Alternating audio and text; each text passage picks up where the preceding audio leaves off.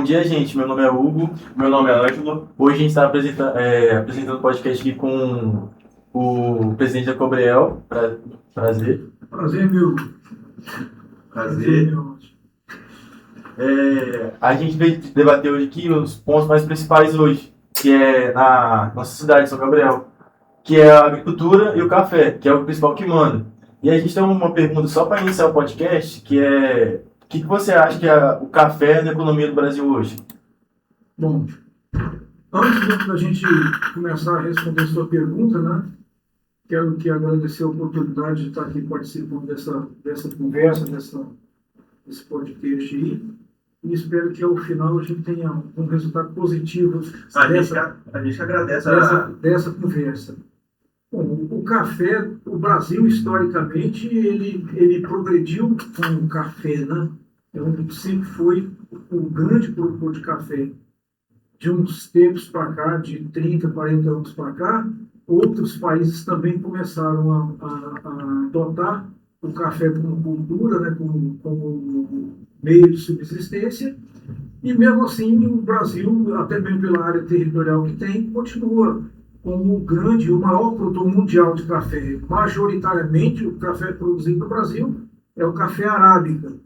E depois vem o canéfora, né? O canéfora, só para a gente contextualizar, nós temos o conilon e o robusta. Então, o arábica também tem inúmeras variedades, né? Como o bourbon, como o catuai, como outras variedades que tem.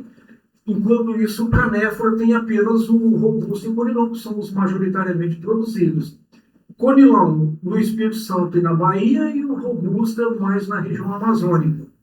Então, sim, hoje, para o Brasil, o café ainda representa significativamente um faturamento alto de exportação.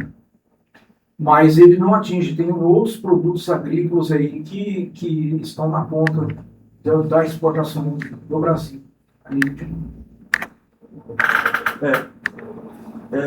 Luiz Carlos, pode chamar de Carlos só? Pode. Ficar um pouco mais formal. Um pouco informal, no caso. A gente tem aquela grande dúvida, que nem eu e o Ângelo, pelo menos a gente quer formar em agronomia. E a gente vê hoje, que nem, pelo menos não eu, muitos jovens na nossa cidade querendo sair do campo. Principalmente do Espírito Santo, ou Bahia, que a gente vê muito, querendo sair para a cidade, largar o campo e acabar ingressando na própria cidade. Você tem alguma opinião ou algo que, tipo, a Cobreel ou você tem algum plano, ideia para deixar isso acontecer ou diminuir um pouco? Hugo, bom, primeiro, assim, parabéns pela já iniciativa de que você sabe que você quer. Agronomia, eu acho que é uma das grandes profissões do futuro, sabe? Quando você hoje está naquela encruzilhada de o que é que você vai se graduar e o que é que você vai, muitas vezes, pós-graduar, fazer mestrado, doutorado, PhD e por aí afora vai, assim, você fica na dúvida, o que eu vou fazer? Bom, primeiro, cada um tem um dom, né? Mas a agronomia é uma das profissões que promete muito, não só a nível de futuro, mas hoje também. Dificilmente você vê um agrônomo desempregado.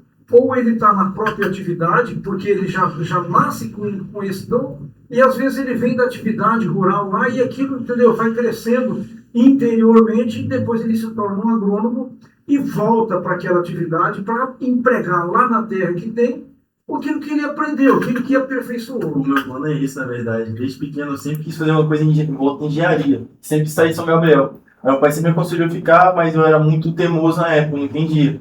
Aí de tempo pra cá eu fui compreender o que é a cultura do café. Sem o café, acho que minha família não está hoje. Isso, tipo, tudo agradecer ao café. E a Cobreel também, que meu avô, ele foi um dos primeiros de lá.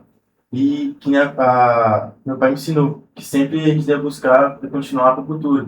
E ele falou para fazer agronomia. E quando eu percebi que a agronomia é o caminho e a puxar na roça, que vai dar o futuro para a gente, é muito interessante. Olha, eu gosto muito dessa conversa, sabe? Se deixar, a gente vai ficar muito tempo aqui conversando. Primeiro, você já ouviu falar muitas vezes, antigamente, quando uma família tinha um monte de filho, e aquele que se destacava menos na atividade, falava assim: "Ô, meu filho, se você não estudar, você vai ficar na roça." Hoje inverteu a situação. Falou assim: "Meu filho, se você vai ficar na roça, vai estudar." Por quê? Você precisa se capacitar em tudo.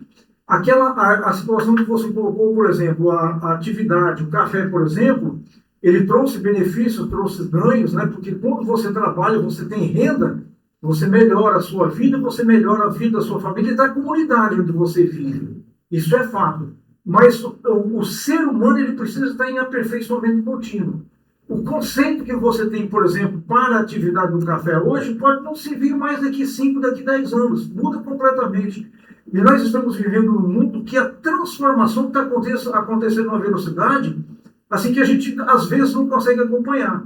Então, para que a gente continue perpetuando na atividade, que você continue também tendo resultados, porque ninguém trabalha sem propósito de ter resultados. É aquilo que você falou. O que vocês adquiriram com o futuro do café.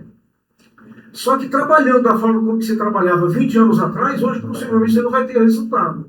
Então a gente está numa outra pegada, a gente está num outro tempo, num outro momento, que só vocês, tendo a cabeça aberta e buscando se capacitar, é que vocês vão conseguir mudar esse quadro. E assim, e aí eu vou dizer para você com toda franqueza, essa necessidade de se capacitar, essa necessidade de você entender melhor a evolução, assim, é importante e vai fazer a diferença no seu negócio amanhã depois. Hoje você pode ver que nós nos tornamos muito competitivos em tudo. Então, quando você vai para, eu sempre coloco, quando você vai para uma prateleira de supermercado, e chega lá, você encontra, por exemplo, vamos colocar hipoteticamente aqui, um pacote de café de 500 gramas que custa R$30. E o do lado custa R$30. O que é que você vai buscar para comprar naquele momento? Aquele de R$30, certamente que tem a qualidade melhor do que aquele de R$30 que não tem a qualidade tão boa. Então, esse é um ponto a ser trabalhado. Então, a gente vive em constância mudança e em constância aperfeiçoamento. Hoje, eu digo para você que o Conilão, ele atravessa um momento de melhoria da qualidade. A gente já passou por um momento de produção que eu não vou dizer que é satisfatório, a gente nunca pode ficar na zona de conforto e dizer, eu já produzo uma quantidade de café e estou acomodado. Porque você sempre tem que procurar o topo. Depois que você chegou no topo e achou que chegou no topo, depois do topo já só tem caída. Então você nunca vai chegar no topo. Esse é o propósito. Então, a quantidade, a produtividade, a gente tem uma produtividade razoavelmente boa. Temos que aperfeiçoar para sempre crescer na produtividade. E tem ferramentas para isso. Mas nós passamos um momento agora que a qualidade do café não é que ela está caindo. Ela precisa melhorar. Por que ela precisa melhorar? Eu não sei se você sabe. Um café arábica, bebida Rio, por exemplo, ele está sendo precificado no mercado hoje em torno de R$1.200 uma saca. Eu não sei se vocês sabem, o arábica bebida Rio é o pior dos cafés arábica. É o café, por exemplo, é um café, digamos, no Conilão, vamos colocar lá, um café de 600 defeitos, de 1.000 defeitos. Então é um café de qualidade muito ruim. Enquanto um Conilão tipo 7, bom, Conilão bebida limpa, nós estamos vendendo ele hoje a R$900. Então, é triste um pouco. Então nós temos que melhorar ainda mais a qualidade do nosso café. Para quê? Para que a gente ganhe mercado igual a Arábica ganhou. Nós não queremos ser melhor do que a Arábica. E também a gente reconhece que o Arábica tem um custo de produção mais alto do que o Conilão. Mas a gente quer ser reconhecido e ter uma remuneração um pouco mais adequada que nós temos hoje. E nós só vamos conseguir isso se o produtor entender a necessidade de fazer a qualidade. Se ele não entender e continuar trabalhando como trabalha hoje, aí eu volto a falar com você a questão do aperfeiçoamento, continuar produzindo aquilo que produz hoje, ele vai continuar vendendo pelo preço que está vendendo hoje. Hoje eu vejo muita gente reclamar um pouco de achar mão de obra, que esse é o principal ponto hoje em dia, a mão de obra você não se acha. Dificuldade de achar alguém que quer realmente trabalhar. Também é muito, e quando você acha, faz aquele serviço mais ou menos e acaba acabando. Que nem meu pai tá com muita dificuldade de achar pessoa para bater veneno. E ele fez a atualização, que é o drone, né? Ele nem usa mais o drone, é excelente. excelente. Aquela bronca da RAM que deu, que foi um grande prejuízo para principalmente no passado. Minha casa acabou muito e dos vizinhos também. O drone ajudou muita gente, porque se fosse depender da bomba de veneno, ia atrasar muito. Não sei se você utiliza, eu acredito que sim, utiliza o drone. É uma tecnologia muito boa, já ajudou muita gente lá. Pois é. Falando uma pergunta também, Carlinhos, relacionada a, já que eu entrou nessa questão do drone, o que você acha que a tecnologia agora, que ela está entrando na agronomia, pretende mais melhorar ou decair a qualidade? Não, tudo que nós estamos construindo, tudo que está sendo pesquisado, tudo que está sendo feito é no sentido de evoluir. Nós nunca podemos pensar que a gente está buscando alguma coisa, pesquisando alguma coisa no sentido de piorar. A pesquisa ela vem para isso. E aí, sim, a tecnologia que está à disposição hoje a nosso favor tem que ser usada a nosso favor. Assim, há 10 anos atrás, exatamente 10 anos atrás, nós começamos um trabalho de granelização dos armazéns da Coabriel. Assim, até aquele período, os cafés da Coabriel eram recebidos tudo em saquinha de 60 quilos. A geração antiga não, digamos a geração da minha geração, ela ainda aguentava carregar um peso, digamos, uma saca de café de 60 quilos, embora eu já estou com o motor esculhambada e possa atribuir boa parte disso a peso que foi carregado. Mas hoje é a genética, então, entendeu? Essa geração que está nova aí, a gente tem a convicção de que não aguenta carregar peso. Então, se eu não vou carregar peso, eu vou fazer o quê? Eu vou parar de trabalhar? Não. Eu tenho que encontrar caminhos para eu continuar trabalhando sem carregar peso.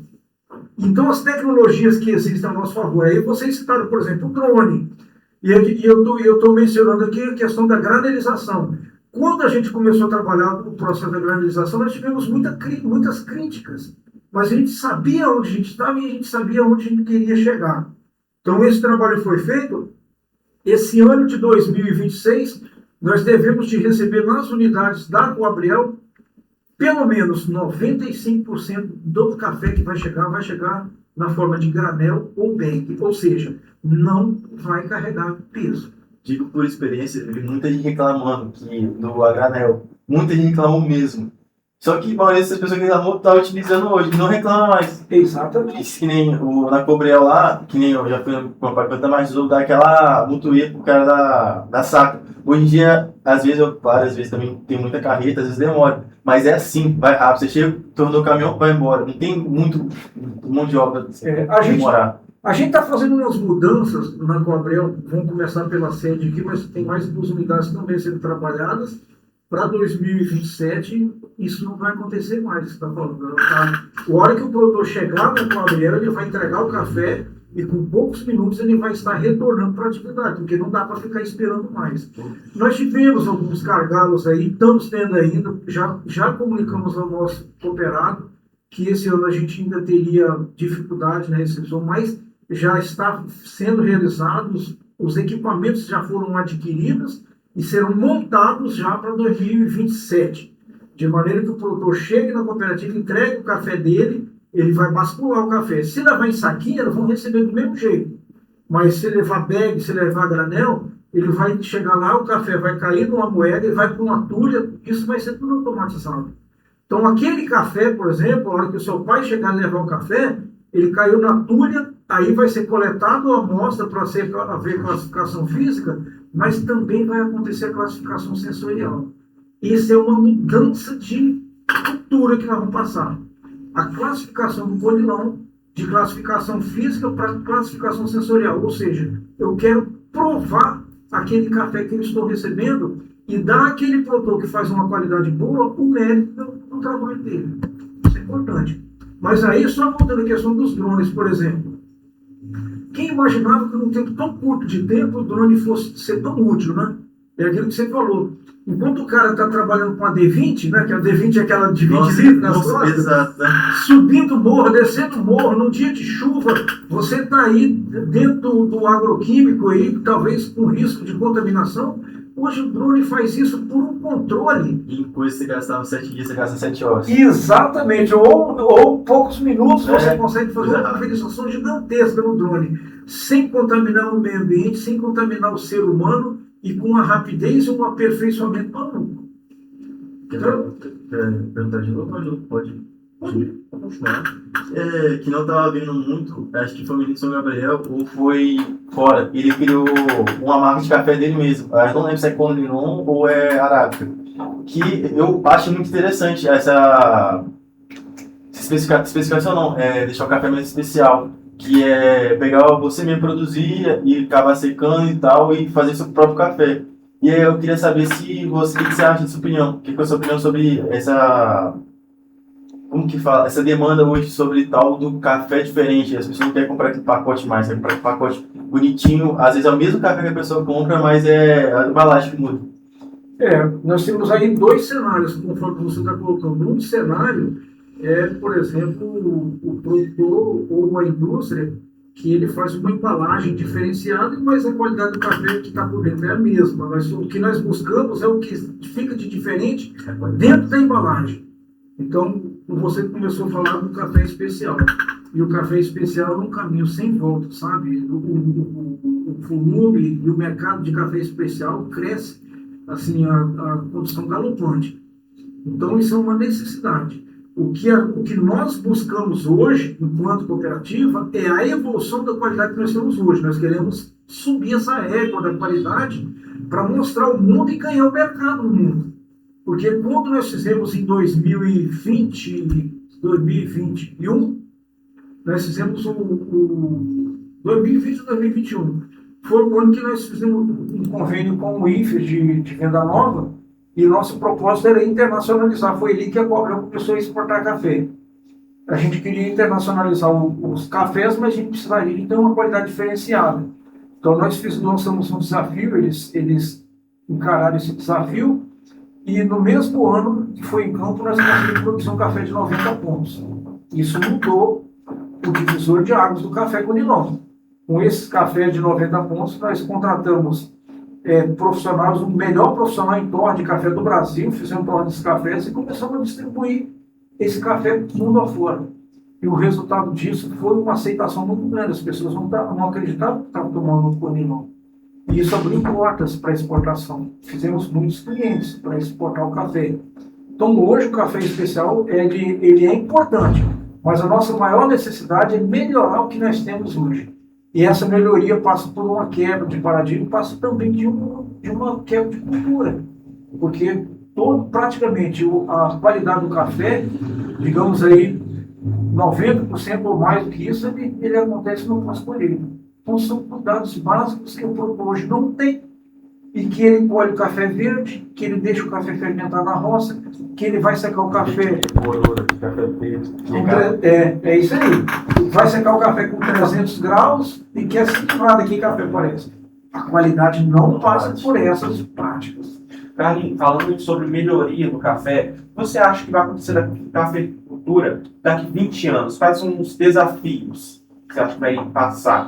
Olha, é até difícil a gente fazer uma previsão, por exemplo, do que vai acontecer na cafeicultura daqui a 20 anos. Eu vejo a cafeicultura como uma promessa e, principalmente, ela não é para aventureiros. Ela é para quem realmente gosta da cultura e que tem café correndo nas veias. Essa é a realidade. Essa é a realidade do café. Então, sim, em termos de remuneração e essas coisas, é muito difícil. Mas o que eu digo para você é o que nós precisamos. Primeiro, estar atento a tudo que acontece ao nosso redor. Se nós estivermos atentos às mudanças que estão acontecendo e nos posicionarmos para a gente acompanhar essas mudanças, a gente vai viver bem. E aí aquela questão, você trabalhar, ter eficiência no seu negócio, sempre com foco no tripé da sustentabilidade, porque os resultados eles virão daqui 5, daqui 10, daqui 15, daqui 20 anos. Lembrando que, em termos de remuneração, quem faz bem feito e quem cuida dos seus custos e produz e trabalha a qualidade, sempre vai ter mercado e sempre vai ter margem. Agora, quem trabalha e não está nem aí para isso, sempre vai vender como está vendendo muitas vezes um commodity aí. Então esse é o ponto chave que precisamos de ter atenção. Queria ter um ponto a elogiar também sobre a Cobrel, é que você falou sempre está inovando. O ponto que tem muito a elogiar a Cobrel é que sempre tem aqueles meio que cursinhos e que nem teve na parte da acho que foi ano passado, que foi uma empresa de adubos, que vocês são parceiros, que até meu pai foi. E é muito interessante isso, que as pessoas, elas da Cobrel, pelo menos os sócios, ou quem tiver interesse em ficar associado, que sempre tem esse apoio. Esse apoio, para mim, é uma das coisas melhores que a Cobrel tem. Sempre ficar apoiando o consumidor e o produtor. E esse ponto que você falou muito importante. Tem muita gente que ele faz o café, só que principalmente ano passado, o café estava R$ 1.000, R$ 2.000, plantou o café e não está se lixando para qualidade nenhuma. Porque às vezes você fala assim, vou plantar café, mas não sei de nada, vou deixar aqui. Às vezes fala que não sabe onde procurar, às vezes só chegar no Cobrel, falar com alguém que às vezes tem um monte de cursos ou que pessoas podem consultar, que pode ensinar. Que nem minha tia, fala minha tia, mas não é minha tia, ela entrou no passado na cafeicultura, não entendendo nada. E ela acabou consultando. Se eu não me engano, foi o meu pai e foi um cara dentro da Cobrel que ajudou ela a iniciar. Que eu acho isso muito interessante e importante também. A educação é tudo na nossa vida, né? Se você não tiver conhecimento, você acaba fazendo errado. E às vezes até com conhecimento, achando que você conhece, você acaba fazendo errado. Então, eu volto a frisar, o aperfeiçoamento contínuo é uma necessidade. E a educação, a evolução através de capacitações, de treinamentos, isso é de suma importância para que você consiga fazer um trabalho bem feito. Quando a gente fala em você mitigar custos, quando você fala em melhorar a qualidade, por exemplo, fazer a gestão de custos da sua propriedade, aí muitas pessoas falam assim, mas eu colho aí 500 sacos de café, não vale a pena fazer isso. Vale. Se aquilo dali é o seu negócio, é a sua subsistência, você precisa de fazer isso. E você só consegue fazer através da educação, através de conhecimento. Por isso que eu falei para você, que na roça, como qualquer atividade hoje, mas na roça, hoje a pessoa não dá para o cara continuar lá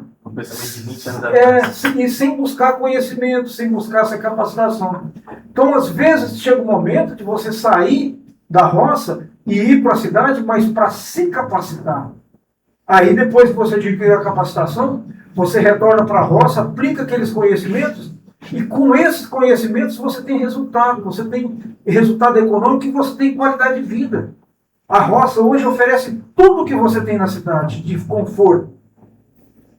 Você tem acesso, praticamente não existe mais hoje estrada intransitável. E tem muitas aí que quando chove às vezes fica difícil, mas quase assim, muita gente tem a oportunidade às vezes de ter um veículo 4x4. Então você tem uma moto com um pneu diferenciado que vai cortar barro e você vai passar do mesmo jeito. Então acesso você tem, a qualidade de vida, porque o ar lá na roça é diferente. Internet, tudo que você tem na cidade, você tem possibilidade de ter na roça. Então não há porque muitas vezes muita gente mora na cidade e vai para a roça todo dia. Eu acho que sim, é uma questão de opção. Eu gosto de ficar na roça. Então, eu acho que esse é um dos pontos. Então, a capacitação e a educação é preponderante para você melhorar tudo, para você melhorar a sua condição, para a sua família e evoluir. Carlinhos, e também agora a gente chegou num assunto sobre a pergunta de estudantes que fizeram, que é, se o senhor tivesse 17 anos agora, com o ensino médio, você investiria na carreira de agronomia novamente? Investiria. Eu não pensaria duas vezes. Eu particularmente, eu tenho formação em direito, né? E fiz direito por opção, mas na época, se eu tivesse a orientação, possivelmente teria feito agronomia. Hoje eu tenho 2 filhos, né? Um é médico e o outro está terminando o ensino médio agora. Ele está com o propósito de fazer agronomia. Eu dou apoio. Então, assim, eu acho importante fazer agronomia. E volto a falar aquilo que eu disse no início aqui. É uma das profissões do futuro, porque a humanidade não vive sem alimentos. E alimentos você produz através de quê? Do agro.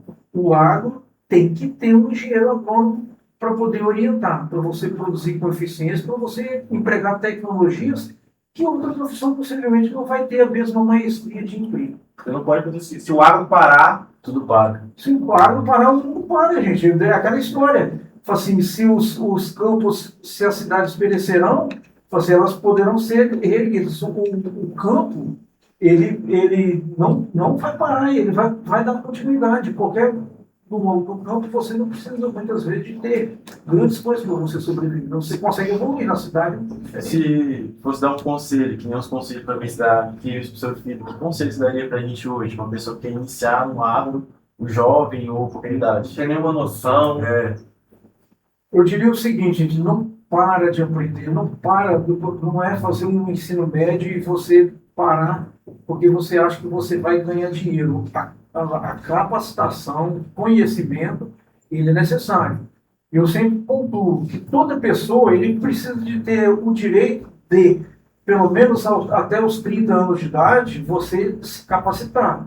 É o momento, as fases da sua vida que você precisaria buscar para você se capacitar. Então, você estudar, você graduar e achar que está bom, eu volto a falar, a vida a gente é aperfeiçoamento contínuo. Fazer pós-graduação, fazer mestrado, fazer doutorado e por aí afora vai, assim, é uma necessidade. Então, até os 30 anos é um tempo razoável para você se capacitar. Estuda e estuda. A partir dos 30 anos, emprega aquilo que você aprendeu. Não deixe de aprender. Porque você precisa continuar aprendendo e a vida a gente é um eterno aprendizado. Mas dos 30 anos para diante já é o momento de você começar a pensar de empregar a sua força de trabalho e ganhar dinheiro, constituir família, evoluir. Pelo menos até os 60 anos de idade, você vai ter a oportunidade de trabalhar e de ganhar dinheiro e de ensinar, aprender e ensinar muita coisa.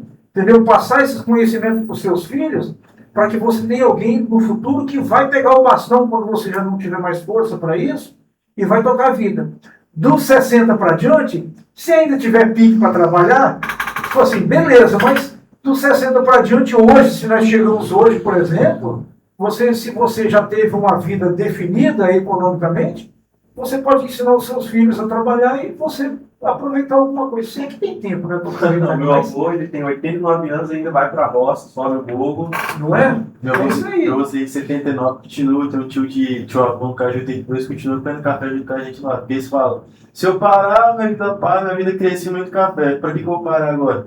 Exatamente. Né? Eu estou com 63 anos e estou correndo atrás ainda, estou trabalhando de manhã à noite. Assim, para mim, o trabalho é um grande privilégio, sabe? Você acordar de manhã e saber que você tem uma atividade para fazer, assim, para mim é um privilégio. Até chega um pouco ser terapêutico, né? Tem muita gente que tem ansiedade, essas coisas para a roça e esquece. Minha avó tinha um monte de problema, começou a plantar a planta na terra dela, ó, tá relaxada. É isso aí. É isso aí, o trabalho ele dignifica o homem, né? E muda a sociedade, gente, que é através do trabalho que a gente ganha dinheiro, é através do trabalho que você consegue as coisas honestamente. Assim, tudo que você adquire através do trabalho, você valoriza, porque você sabe que ali tem o seu suor, que você sabe que ali tem sacrifício. Então você valoriza. E aí, sim, faz toda a diferença. Entrando nesse assunto que você tocou agora de trabalhar, eu gostaria de perguntar, você falou que você fez direito, quando que você começou a ingressar nesse meio do agro, cobrel, essas coisas assim? Então, na verdade, eu acho que eu nasci debaixo do pé de café, né? Minha mãe falava que não. Mas eu nasci, né? Eu morava na roça, o meu pai também morava na roça, eu nasci aqui, sou do Grão da Palha. E eu cresci nesse meio, né? Então, eu perdi meu pai muito cedo ainda e tive que tocar a vida para diante, eu mais os irmãos. E, assim, a gente tinha muito pouco, mas era o suficiente para a gente tocar a vida. E ele trabalhou muito. Assim, não foi fácil para a gente vencer, não. Mas todos nós vencemos. É uma família de 4 irmãos, todos eles hoje estão bem e conseguimos pôr as coisas tudo através do trabalho.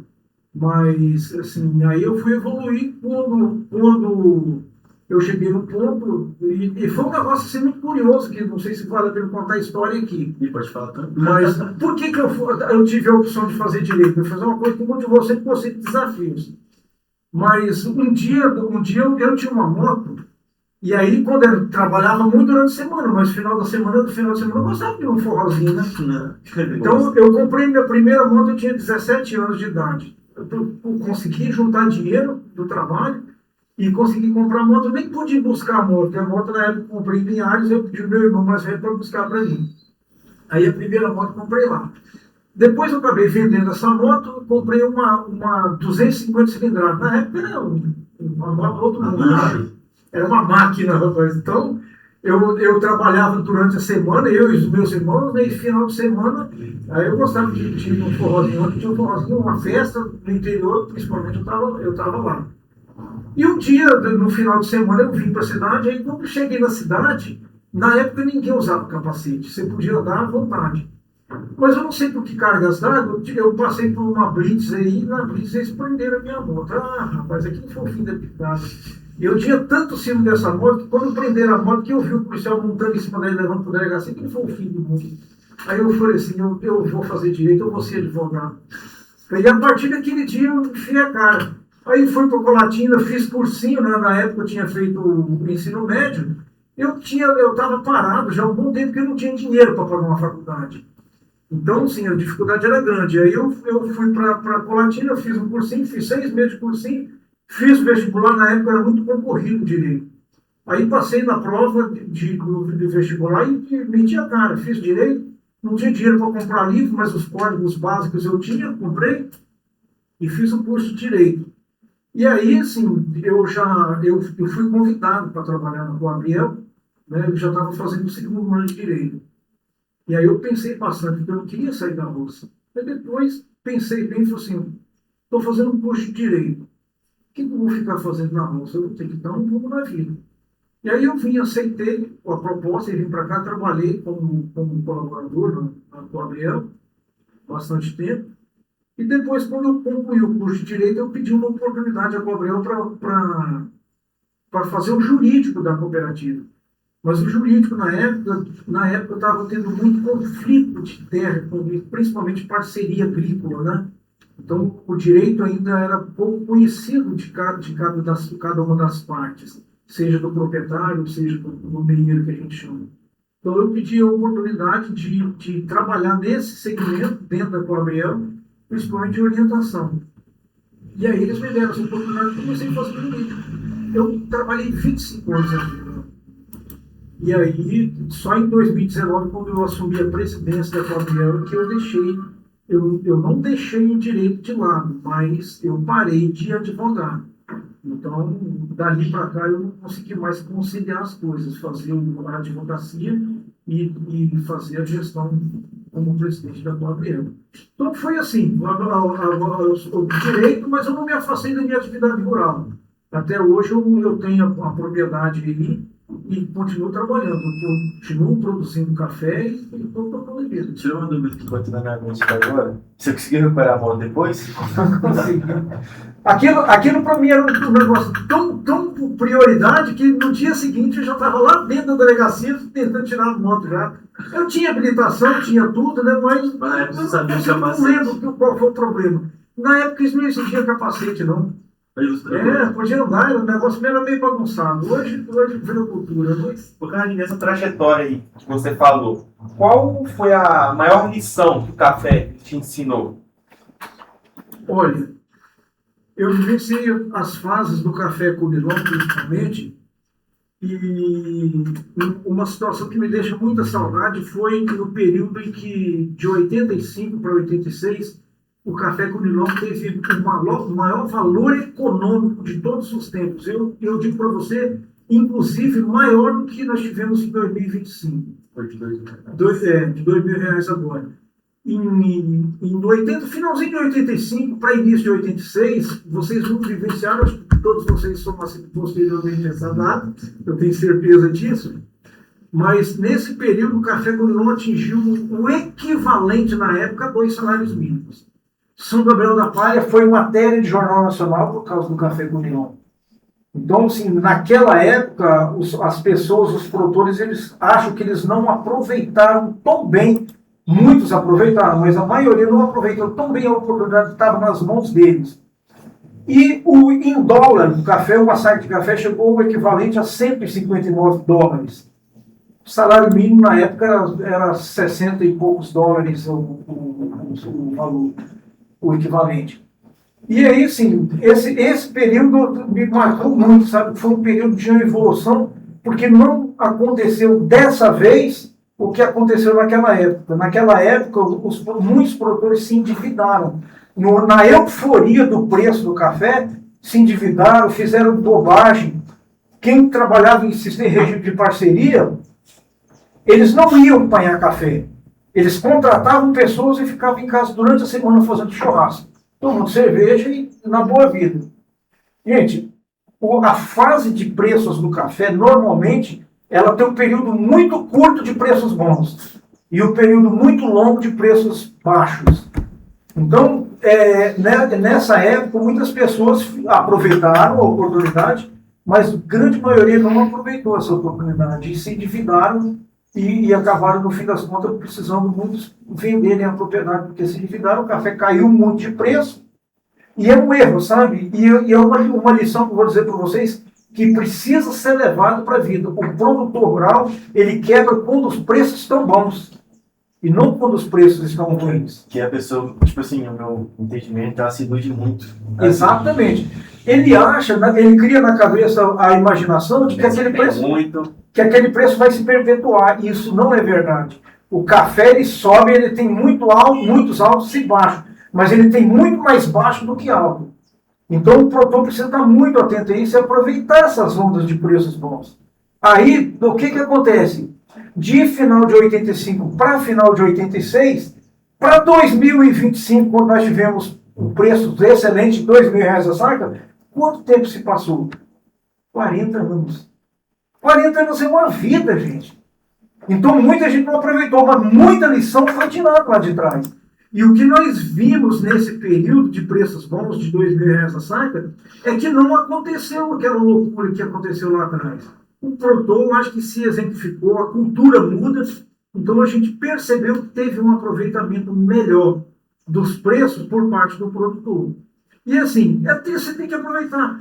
O café chegou equivalente a $350 no final de 2025. Aliás, início de 2025.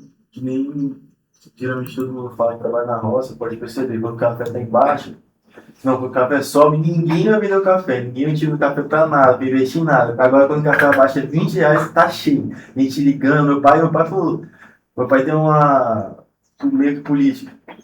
Quando o café sobe, você guarda o dinheiro. E você não fica gastando à toa, você não faz nada à toa. Quando o café abaixa, você fica tranquilo. Tem muita gente que compra secador, compra um monte de coisa. Não é ruim, você vai comprar muito na época errada. E quando o café abaixa, depende do café que estava alto e ele não está mais alto. E acaba se ferrando por causa disso. E se ele financiar esses investimentos, ele vai acabar se dando mal. Então, aí o que você tá falando é uma coisa necessária e importante, uma ferramenta que o produtor precisa fazer, que é a gestão de custos. Por que o produtor vende na baixa?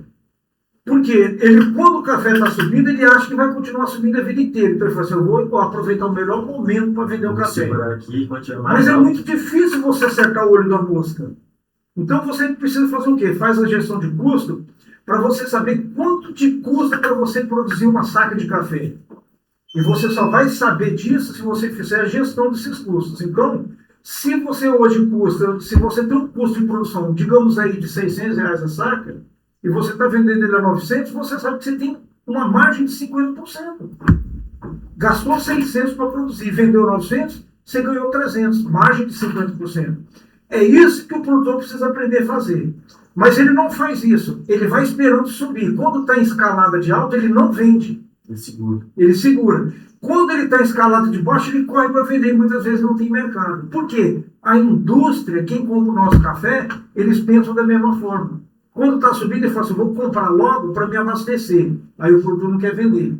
Quando ele abaixa, o produtor quer vender. A indústria faz o quê? Não, eu vou esperar que vai baixar mais. Então não compra. Isso entra um pouco do nosso curso que a gente faz de administração, que é gestão, produção, qualidade, que sob demanda. Quando tem muito, o preço vai abaixo. Quando tem pouco, o preço sobe. E o produtor, eu acho que hoje necessita saber isso. Porque hoje, que nem você falou, você não pode ser igual a 20 anos atrás. Que nem o produtor hoje, ele está pagando, vamos supor, 25, 30 reais saco de café. O café, a saca subiu, custa a mesma coisa. Mas se a saca desceu, custa a mesma coisa. Às vezes a pessoa acha que vou ter que dar dinheiro e acaba que vou pagar pouco espanhador, coisa do tipo. Não, porque quando o café baixar, você vai pagar a mesma quantidade se não ficar devendo. É isso aí. É isso aí. Por que ele faz isso? Porque ele não está contabilizando, ele não está fazendo a gestão do negócio dele. Ele está fazendo na base do chutômetro. E o chutômetro vai chegar lá no final, muitas vezes, o cara vai chegar sem resultado lá, se não fica devendo já para a safra do ano seguinte. Acontece muito. Exatamente. O que que gera isso? Desestímulo. Porque qual é o estímulo que você vai ter, por exemplo, que terminou a safra agora? Você apurou tudo que você colheu pelo preço daquilo ali, pagou suas continhas. Se você não tiver uma gordura para você queimar durante o ano, para você fazer investimento, para você fazer as suas necessidades básicas da sua família, cara, vai gerar desestímulo. Aí você não tem uma moto para você andar, você não tem um carrinho para você andar com a sua família, você não tem dinheiro para você fazer os investimentos, vai gerar desestímulo. O desestímulo vai gerar o fracasso. Daí a pouco você está vendendo a sua propriedade, por quê? Não te motivou para nada. Que nem tem gente que cresceu lá em casa, principalmente o vizinho nosso, ele vendeu, ele fez muita dívida, pensou que se ele pagar, ele financiou um carro de 4x4 bem negociado, e acabou que lascou, ferrou, né? E quando o café baixou, tinha dinheiro para pagar, teve que vender, e acabou que uma propriedade que tinha o sonho de manter, Acabou que muita foi pessoa. o carro. O ano passado, só para contextualizar, todo ano a gente faz as reuniões da Coabrel, que a gente chama de preparatórias para a Assembleia, né, que a gente faz reunião de prestação de contas. E nós percorremos todas as unidades da Coabrel do Espírito Santo e da Bahia. E conversamos com aproximadamente 3 mil produtores nessas reuniões que nós fizemos. Todas as reuniões que nós fizemos, primeiro, nós levamos um policial militar para poder dar aulas de segurança pública, porque o preço do café estava muito bom. Então nós estávamos preocupados com o roubo na roça, roubo de café maduro, roubo dentro das propriedades, nos secadores e por aí afora vai. Porque se a propriedade for longe da sede ou casa da pessoa, se tiver seca, eu estiver lá, a pessoa chega o reboque, o carro joga em cima e vai embora. E pedimos encarecidamente ao produtor, não faça compromisso de café de R$2.000 a saca. Isso não vai se perpetuar. Se você tiver que fazer compromisso para investimento, faz compromisso. Mas faz compromisso com café de R$1.000 a saca. Se ele vem para 900, você não passa perto. Se ele for para 1.100, você tem ganhos em cima da sua previsão. Então é muito importante isso. Inclusive, o que você citou é importante. E às vezes você, quando tem um sonho de criança, trabalha pra caramba, você quer comprar um carro bom para você curtir, para curtir com a sua família. E às vezes aquela caminhonete, né, que chama a atenção, R$300.000 aí, às vezes não é o momento de você gastar aquele dinheiro. Mas como você tem um sonho, você gasta, e às vezes gasta na hora errada. Então a gente pediu lá atrás, o senhor pediu, pelo amor de Deus, a gente não vai comprar RAM. Né? Que RAM é um carro de R$500.000, R$600.000. Então assim, não faz sentido, isso só tira o seu lucro. Isso é coisa que vem com o tempo. Entendeu? As pessoas querem hoje muito algo... Exatamente. E aí vocês, como faz administração, precisam de saber que você primeiro precisa construir uma base sólida. Depois sim, depois vem o Igual que tem muita pessoa que começou a investir no café quando ele bateu R$2.000. Pessoa que, nossa, vai durar bastante tempo, então, já que ele está tão alto o preço, eu vou começar a produzir o café. Quando ele foi abaixando, começaram a desistir. Não, vou deixar isso quieto. Não. Já que começou a baixar, não desistiu, não quis mais se aperfeiçoar naquilo. É isso mesmo. Investimentos altos, aí o cara ele entra com uma aventura no negócio. Entra de vez, aquele que você falou no início, o cara não sabe cuidar de uma planta ainda. Entendeu? Então ele entra aquilo com uma aventura, gasta um dinheirão e depois ele começa a ter os problemas. Bater a cabeça ali, bater a cabeça lá, porque a planta não vai produzir, não vai pagar a conta. A realidade é essa. Deixa eu fazer uma pergunta para encerrar, porque já eu começou a bater o tempo.